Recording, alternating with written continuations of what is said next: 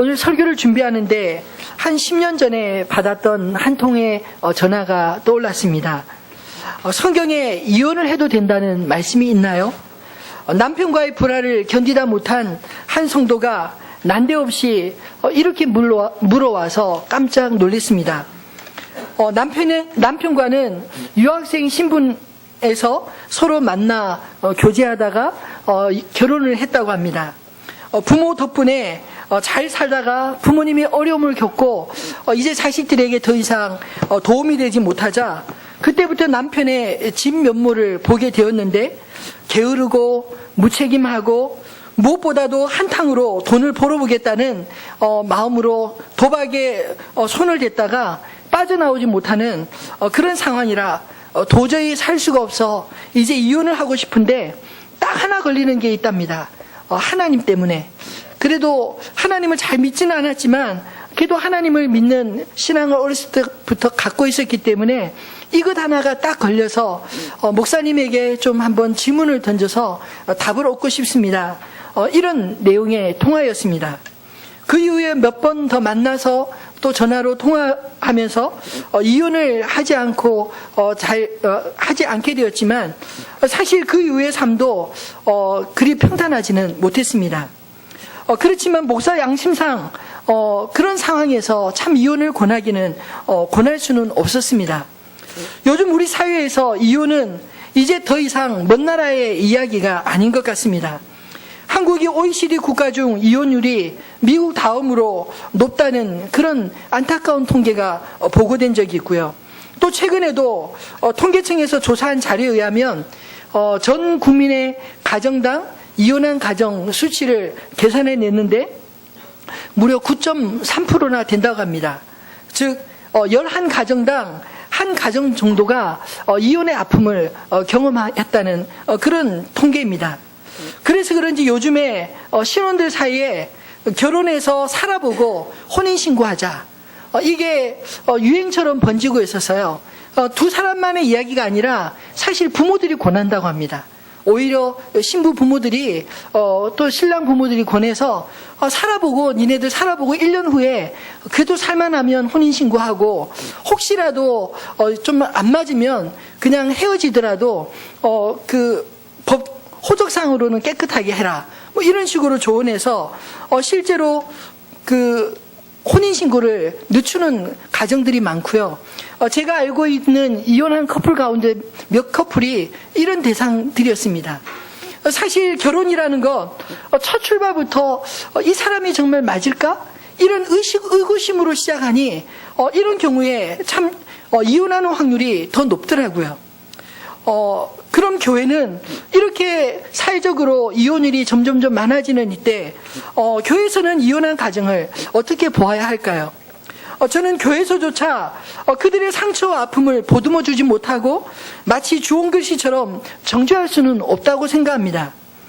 그렇다면 오늘 우리가 읽은 이 본문의 말씀은 어떻게 해석할 수 있을까요? 먼저 저는 이 이야기가 이혼자들을 정죄하기 위한 그런 말씀은 아니라고 믿습니다. 요한복음 4장에는 예수님이 사마리아 여인을 찾아가셔서 그에게 복음을 전하시는 내용이 있는데 예수님은 그 여인이 이미 4번씩이나 결혼에 실패한 여인임을 아셨습니다. 5번째 남편과 살고 있는 것을 아셨음에도 불구하고 이 여인에게 하나님의 복음에 대한 이야기를 들려주신 것입니다. 사실 오늘날에도 5번이나 결혼했다고 하면 좋게 볼 수가 없는데 무려 2000년 전이면 오죽하겠습니까? 동네에서도 소문난 여인이었고 그래서 사람들과 마주치는 것을 피해서 대낮에 다른 사람들이 물길로 가지 않는 그 시간에 물을 길러 가는 여인이었습니다. 그러나 예수님은 그 남편 역시 여인의 진정한 남편이 되지 못했던 그런 안타까운 상황과 행복한 가정을 꿈꾸며 상처받고 방황했던 이 여인의 아픔을 깊이 이해해 주셨습니다. 어쩌면 문제투성이요 또 정상적인 사람이라면 꺼림직하게 여겼을 사람들과 예수님은 스스럼 없이 교제하셨기에 죄인과 창기와 세리의 친구라는 그런 별명까지도 얻지 않으셨습니까? 그런 예수님께 바리새인들이 던진 이 질문의 의미는 무엇일까요?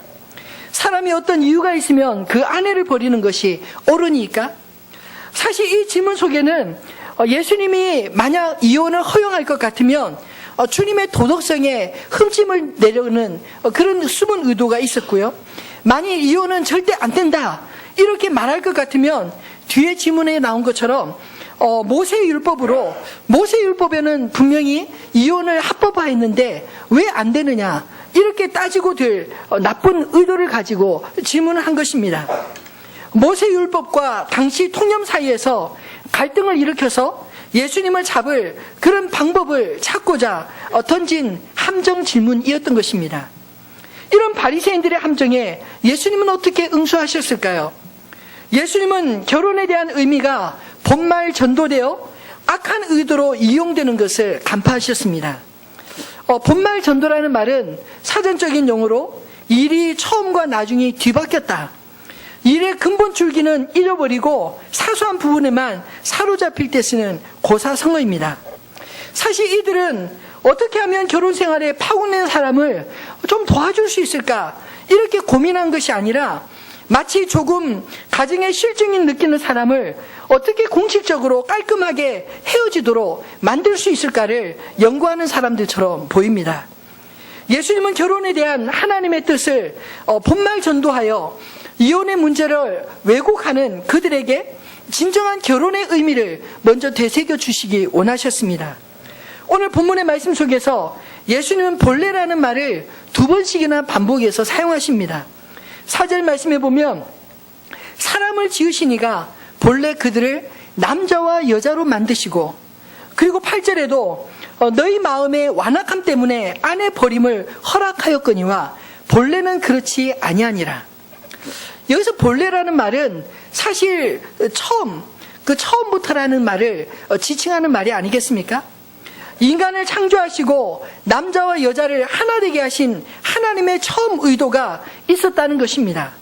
그리고 이혼에 대한 모세율법은 타락한 인간에게 주어진 허용법인 것이지 그것이 결혼하여 하나가 되게 하신 하나님의 본래의 뜻은 아니라는 것입니다.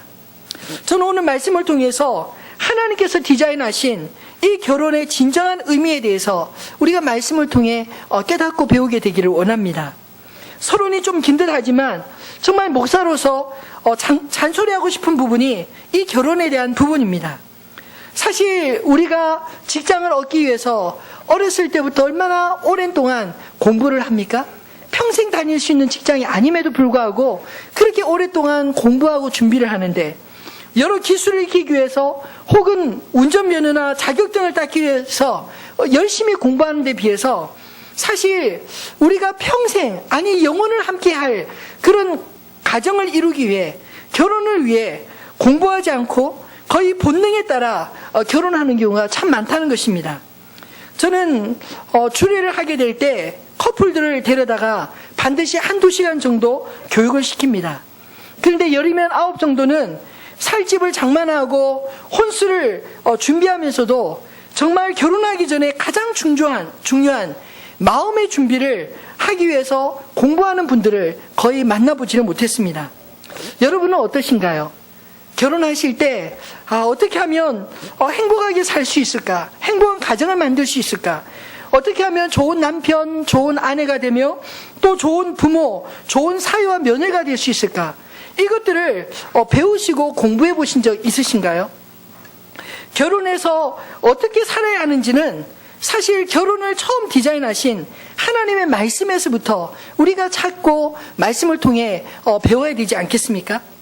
만약 우리가 하나님 말씀 가운데 결혼을 만드신 하나님의 의도, 결혼을 통해서 하나님이 무엇을 우리에게 선물로 주기 원하시는지를 올바로 깨달을 수 있다면 우리의 삶 가운데 수많은 불필요한 시행착오들을 줄여나갈 수 있고 하나님이 축복하시는 그런 결혼 생활을 만들어갈 수 있다고 믿습니다. 그럼 주님은 결혼을 통해 우리가 무엇을 배우기를 원하셨을까요? 오늘 본문을 통해 2가지로 살펴보기 원합니다. 그 첫 번째는 진정한 연합을 배우기를 원하셨다고 믿습니다.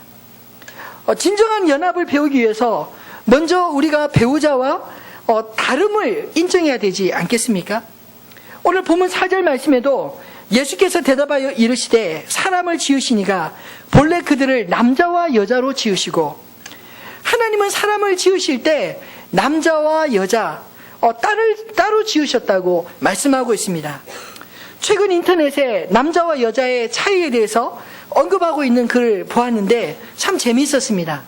남자들은 보통 만나면 서로 눈을 주시한다고 합니다. 마치 눈싸움 하는 것처럼 서로 눈을 바라보며 이야기를 하는데, 여자들을 만나면 짧은 시간에 머리끝부터 발끝까지 전신 스캔을 한다고 합니다. 머리에 어떻게 파마했는지, 또 뭐 가방은 뭘 들었는지, 옷은 뭘 입었는지, 심지어는 신발, 어떤 색깔 신발을 신었는지까지 그냥 전신으로 자연스럽게 봐진다고 합니다. 남자는 옷장에 옷 한 벌만 있어도 일주일은 아무 걱정 없으려니 그렇게 생각하는데, 여자는 옷이 가득한 옥장을 보면서도 왜 이렇게 입을 옷이 없나 이렇게 염려한다고 합니다.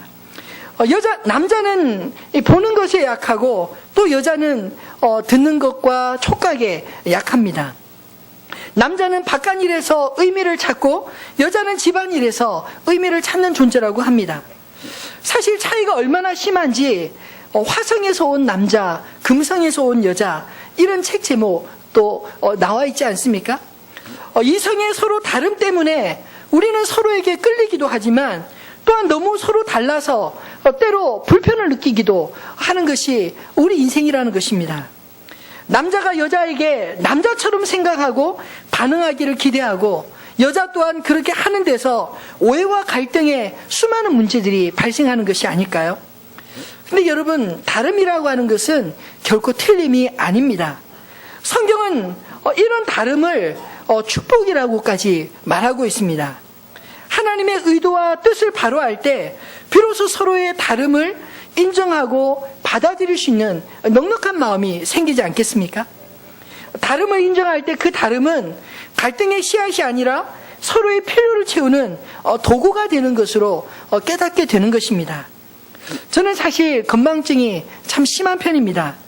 저희 집에서는 제가 문을 닫고 나가면 그것이 한번 완전히 나간지 않은 것이라고 생각합니다. 왜냐하면 뭔가 빼먹고 다시 문을 열고 들어오는 일이 비일비재하기 때문이죠. 안경을 한 10년 이상 꼈는데도 아직도 익숙하지 않아서 안경을 벗고 나가다가 뭔가 허전해서 안경 찾으러 돌아올 때도 있고, 또 그 지갑을 놓고 갈 때나 핸드폰을 놓고 갈 때 종종 있습니다. 그래서 저희 아내가 항상 저의 모든 것들을 챙겨줍니다. 사실 여행 같은 가려고 해도 저희 아내가 다 이렇게 챙겨서 주면 그냥 가방만 덜렁 들고 갈 때가 참 많습니다. 왜냐하면 제가 건망증이 심하고 또 이렇게 좀 그런 부분을 잘 못 챙기니까 저희 아내가 저희 옆에서 채워주는데 얼마나 참 도움을 많이 얻는지 모릅니다. 반면 저희 집사람은 벌레를 너무나 무서워합니다. 벌레가 나타나면 죽이지도 못하고 그냥 그릇으로 이렇게 딱 덮어놔요. 제가 올 때까지 가둬놓습니다. 그리고 제가 오면 비로소 저것 좀 치우라고 해서 제가 치우곤 합니다. 전등이 나가거나 또 운전을 하긴 하지만 운전을 하는 것을 별로 좋아하지 않기 때문에 장거리 여행을 하거나 할 때는 항상 제가 운전사 노릇도 하고요. 무거운 것을 들 때 항상 포터 역할을 제가 담당하곤 합니다. 하나님께서 이 남자에게 약한 것을 여자에게 섬세한 것을 주셨고, 또 여자에게 약한 것을 남자에게 주셔서 서로 보완하면서 자신의 연약함을 이렇게 보완하도록 하나님이 축복의 통로로 주신 것이 바로 배우자가 아니겠습니까? 사실 똑같은 사람이 같이 살면요, 처음에는 좋지만 살면 살수록 좀 별로 좋지 않을 것 같아요. 그러나 서로 다르기 때문에 그 다름을 인정하고 그 다름의 혜택을 누리게 될 때 우리의 삶이 진정으로 풍성해지지 않겠습니까? 무엇보다도 생명을 잉태하고 키우는 건 남자 혼자 할 수 있는 일이 아니고 여자 혼자 할 수 있는 일이 결코 아닙니다. 남자와 여자는 다르지만 연합함으로써 온전해지로 만드신 하나님의 특별한 존재라는 것입니다. 부부관계를 통해서 하나님이 마련하신 진정한 연합을 배우려면 오늘 본문에 보니까 부모에게서 먼저 떠나야 된다. 그렇게 가르치고 계십니다. 5절 말씀 한번 같이 읽어볼까요? 말씀하시기를 그러므로 사람이 그 부모를 떠나서 아내에게 합하여 그 둘이 한 몸이 될지니라 하신 것을 읽지 못하였느냐. 물론 이 말씀이 물리적인 독립만을 의미하는 것은 결코 아닙니다. 근데 하나님께서 이렇게 명하셨다면 이유가 있지 않겠습니까? 단지 결혼하면 이제 부모님을 돌보지 않아도 된다? 뭐 이렇게 의미한 것이 아니라 남자가 그 부모를 떠나서 아내와 합하여 한 몸을 이룰지라 하신 이 말씀 속에는 더 중요한 이유가 있는 것이죠. 저는 목회자로서 위기의 가정들을 신방하고 상담하면서 결혼한 후에도 부모로부터 독립하지 못해 문제가 되는, 부부 간의 갈등이 되는 경우가 굉장히 많다는 사실을 깨닫게 되었습니다. 사실 부모도 자녀를 결혼시키고 여전히 품 안의 자식으로 생각하고 사사건건 개입해서는 결코 안 되고, 또 자녀들이 부모를 결혼하고 나면 이제는 성숙한 성인이 되었기 때문에 이제는 독립적으로 어떤 문제가 가정 안에 발생하면 아내와 남편이 서로 두 사람 간에 대화를 통해서 그들을 지혜롭게 풀어나가야 더욱 돈독한 가정이 된다는 것입니다. 그런데 이렇게 못 믿어서 부모는 더 간섭하게 되고 또 익숙하니까, 늘 중요한 것은 부모님께 의논하는 것이 익숙하다 보니까 결혼을 하고도 아내는 중요한 문제가 있으면 남편에게 이야기하기보다는 쪼르르 처가에 가서 친정에 가서 이야기하고, 또 남자는 또 중요한 문제를 아내와 상의하기 전에 부모님에게 상의하고, 그러면 서로 살면서도 소외감을 느끼는 거죠. 나는 도대체 저 사람에게 어떤 존재인가, 이런 소외감을 느낄 때가 참 많다는 것입니다. 실제로 저는 몇 년 전에 한 두 커플이 결혼한 지 한 달 반, 또 3달 만에 이혼한 커플들과 상담한 적이 있었습니다. 근데 너무나 안타까운 것이 부부간의 문제, 사실 갈등이라는 것은 있을 수 있지 않습니까? 30년 이상을 서로 다른 환경에서 살아온 사람들이 어떻게 딱 만나자마자 완벽한 조화를 이루며 살아갈 수 있겠습니까? 서로 다른 문화와 환경의 차이들을 경험하면서 그것들을 조정해 나가는 그런 과정들은 반드시 필요한 것입니다. 근데 그런 문화적인 충격들을 이기지 못하고 그냥 서운하고 속상하면 쪼르르 친정 가서 부모님에게 다 일을 바치는 거예요. 그러면 예전 부모님들 같으면요, 돌려보냅니다. 야, 그 정도는 다 있는 일이야. 그냥 남편하고 잘 상의해서 좀 맞춰주면서 좀 살아라, 이렇게 보냈는데, 요즘 부모님은 그러신 분들이 별로 없어요. 그런 딸의 이야기를 들으면 굉장히 속상해하고 괘씸하게 생각해서 너 여기 있어라, 남편이 찾으러 올 때까지, 이렇게 묶어둔대요. 그러면 이제 며칠 기다리다가 자존심 상하지만 아내를 데리러 갑니다. 그러면 무릎 꿇려요. 그리고는 야단을 치는 겁니다. 자네 그럴 수 있는가? 내가 얼마나 애끼고 소중하게 키웠는데 이렇게 속상하기면 안 되지 하면서 야단을 치면, 여러분 요즘에 남자들이 그런 잔소리를, 그것도 장인어른 장모님한테 들으면 기분이 좋겠어요? 그러면 집으로 가죠. 신경전이 벌어집니다. 그리고 이제 자기 집에 가서 부모님에게 또 일러요. 내가 이런 수모를 당했노라. 사실 부부싸움은 큰 문제 때문에 일어나지 않더라고요. 사소한 문제에서부터 시작하지 않습니까?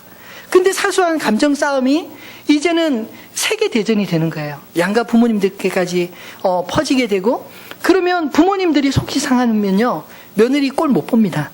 또 사위 꼴 못 봅니다. 그래서 제가 그때 만났던 두 커플이 너무나 안타깝게도 사실 서로 사랑해서 결혼했는데, 그냥 초반에 안착되는 과정에서 그 삐그덕거리는 거를 잘 조율하지 못해서 양쪽 부모님들이 뜯어말려서 이혼을 시킨 거예요. 근데 나중에 얼마나 후회를 많이 하는지. 그 남편 되는 형제를 만났는데 울면서 이런 이야기를 하더라고요. 내가 그때 좀 힘들고 어려울 때 옆에서 좀 말려주셨으면 얼마나 좋았을까. 근데 말려주기는커녕 오히려 그 며느리를 본인보다 더 막 책망을 하고 본인보다 더 하니까 자기는 어쩔 줄은 몰랐다는 거예요. 그래서 이렇게도 못하고 이러면 마치 부모님에게 불효하는 것 같고, 이렇게 하자니 또 자존심 상하고, 이러지도 못하고 저러지도 못하고, 그러다가 그냥 어영부영 이혼하게 됐노라고. 근데 마음을 못 잡는 거예요. 도저히 이제 결혼할 용기가 나지 않습니다. 이런 말을 듣는데 너무나 안타까웠습니다. 여러분, 한 가정이 서는데 많은 인내와 많은 시행착오를 거친다는 것 아시지 않습니까? 저는 주례할 때마다 그런 예들이 마음속에 떠올라서 참 중요하게 오리엔테이션을 해줘야겠다, 이런 생각이 참 많이 들었습니다. 마치 결혼이라고 하는 것은 사랑의 열매를 따는 것이 아니라 사랑의 묘목 하나 심는 것과 같아요. 묘목이 처음에 새로운 토양에 적응하려면 얼마나 많은 수고와 인내가 필요합니까? 그것이 잘 자라서 열매 맺기까지는요, 오랜 세월이 필요한 것입니다.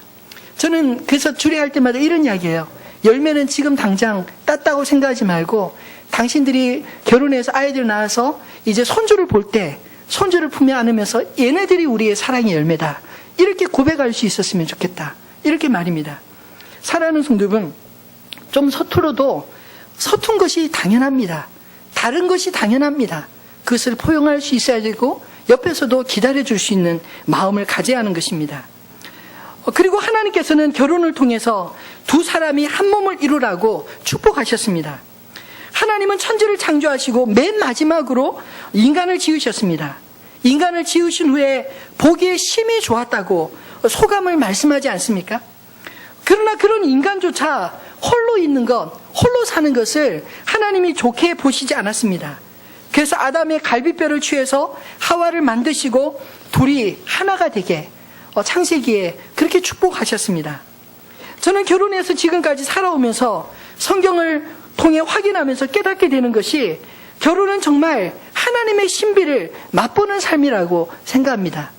물론 총각 때도 믿음이 있었지만, 그러나 결혼을 해서 아내를 만나고 그리고 또 아이를 키우면서 하나님의 심정이 어떤 것이구나, 예전에는 머리로 이해했는데 조금씩 가슴으로 느껴지고, 하나님의 사랑이 얼마나 큰지, 보잘것없는 인간도 자기 자식을 위해서 희생할 수 있는데 하나님은 얼마나 완전한 사랑을 하시는지 깨닫고 감격하곤 합니다.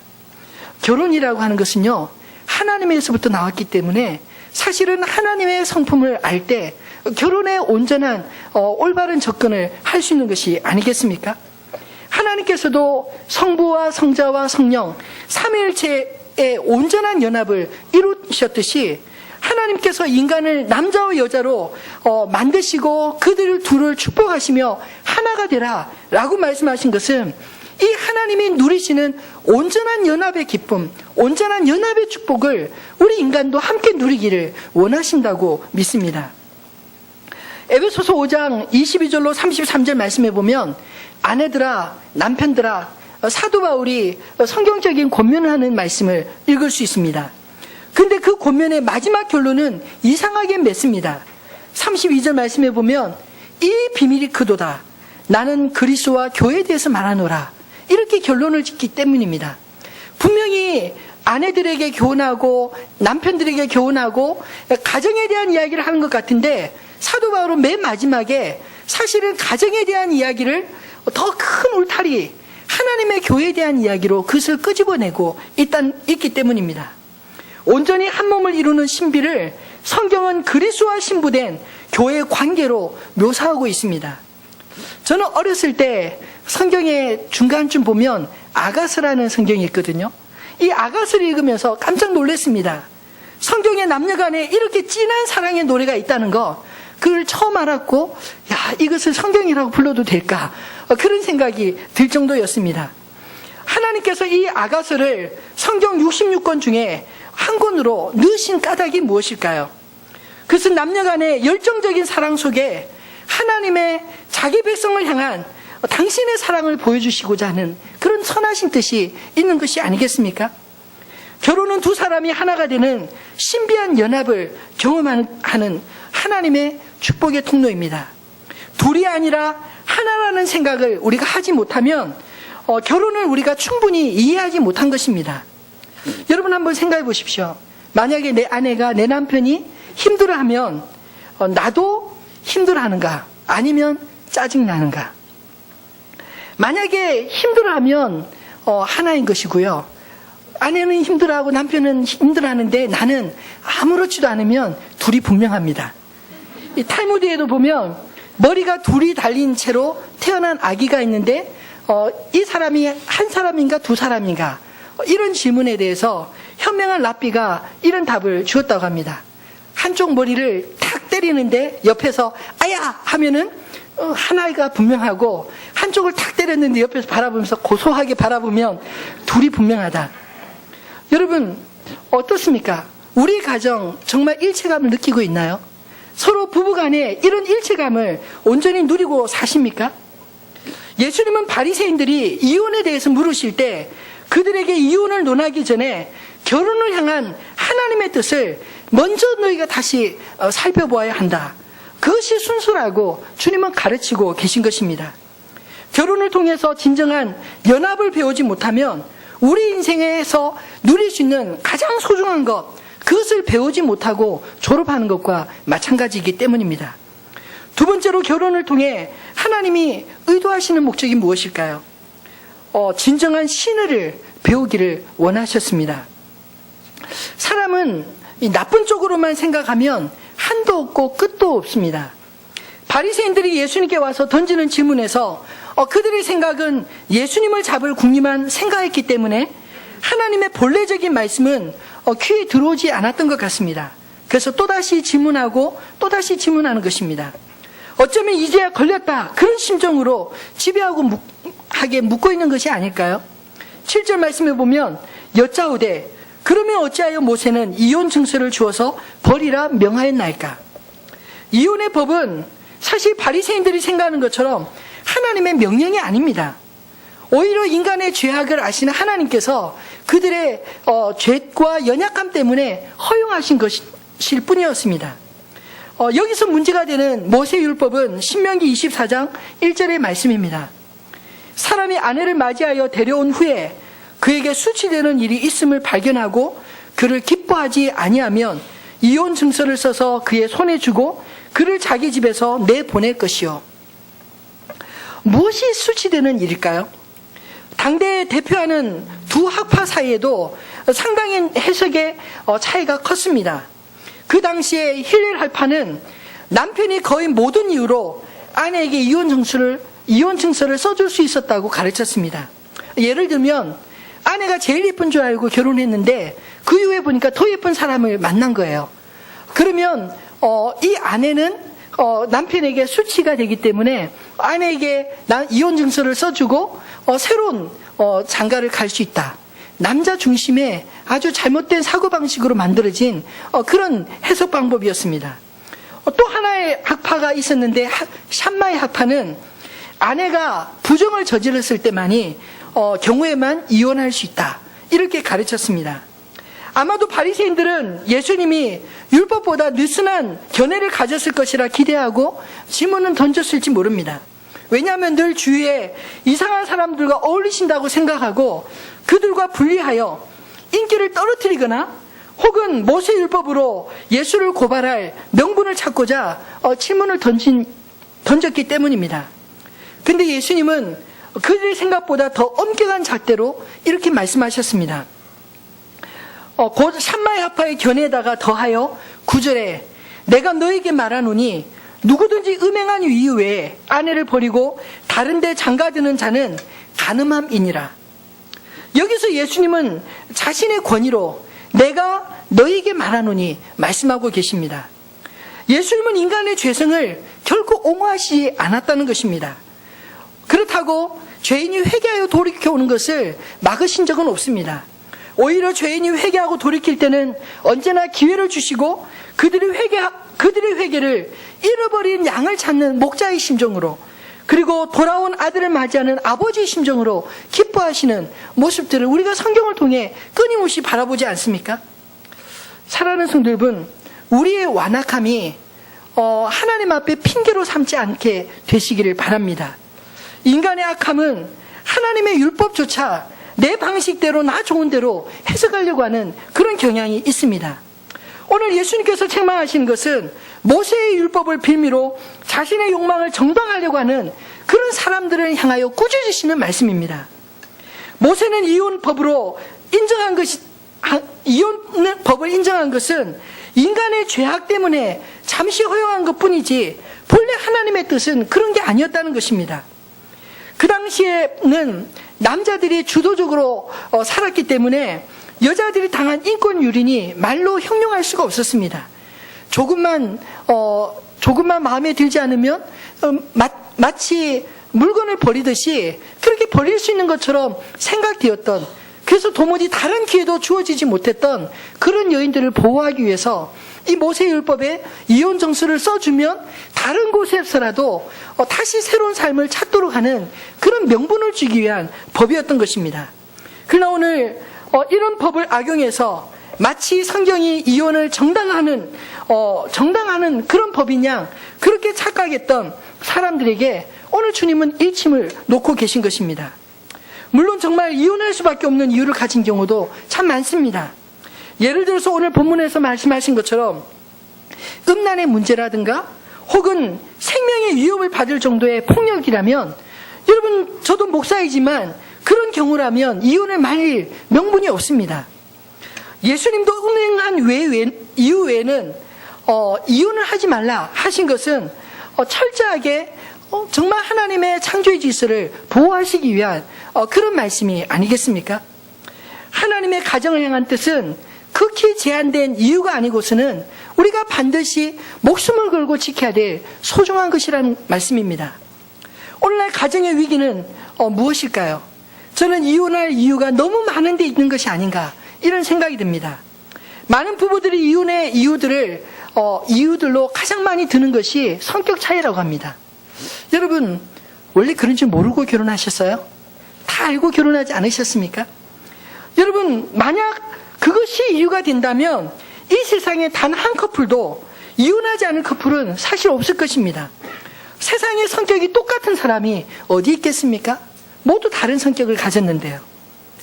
요즘에 짝이라는 TV 프로가 젊은이들 사이에 인기라고 합니다. 가끔 인터넷에 남자 1호, 여자 1호, 이러면서 스캔들 이야기가 막 나올 때 보면 처음에 이게 무슨 말인가, 여자 1호, 로버트인가 이 생각이 들었는데 알고 보니까 그 프로그램에서 그 사람의 이름을 부르는 게 아니라 1호, 2호, 3호 이런 식으로 부르더라고요. 그리고 거기에 등장하는 사람들의 그 심리나 이런 것들을 이렇게 묘사를 해놓는데 여자는 자고로 예뻐야 한다. 남자는 자고로 능력이 있어야 한다. 이런 것을 부추기는 그런 프로인데 참 좋지 않았습니다. 여러분 사실 결혼이라고 하는 것, 그것은 우리의 욕망을 위해서 하는 것이 결코 아니라 하나님의 신비에 의한 것임을 여러분 기억하셨으면 좋겠습니다.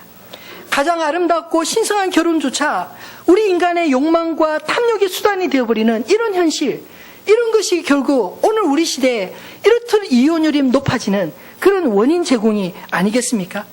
드라마도 그렇습니다. 드라마에서 그려지는 주인공들의 모습은 얼마나 매력적입니까? 드라마의 주인공을 보다가 옆에 남편을 보고 아내를 보면 갑자기 한숨이 나오지 않습니까? 여러분 탐욕이라고 하는 것은요, 자기가 이미 가진 것에 만족하지 못하고 가지지 못한 것을 탐하는 것, 그것을 가르쳐서 탐욕이라고 합니다. 우리의 가정이 이러한 탐욕 때문에 깨어져서는 결코 안 된다는 것입니다. 결혼의 가장 중요한 것은요, 저는 언약이라고 생각합니다.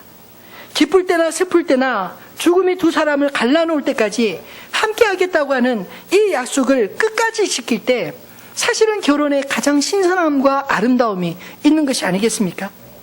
하나님은 결혼을 통해서 우리에게 언약의 소중함을 깨닫게 하시고 서로 간의 진정한 신의를 배울 수 있는 기회를 주신 것입니다.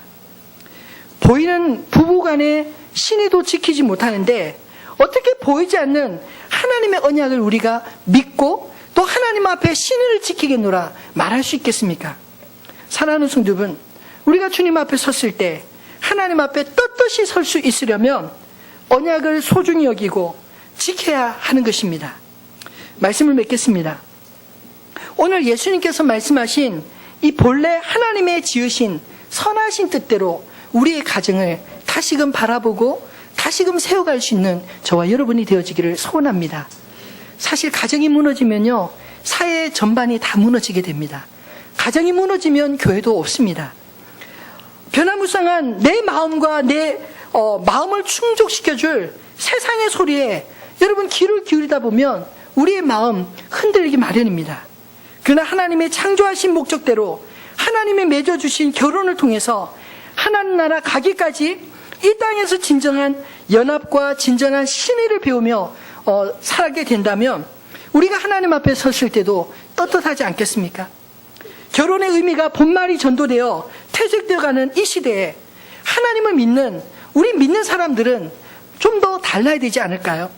더욱 본래의 정신을 붙들고 하나님의 창조의 섭리 가운데 결혼의 아름다움을 우리가 누리며 살아야 되지 않겠습니까? 저는 결혼 주례를 부탁받을 때마다 오히려 제가 결혼할 신랑과 신부들에게 이런 부탁을 합니다.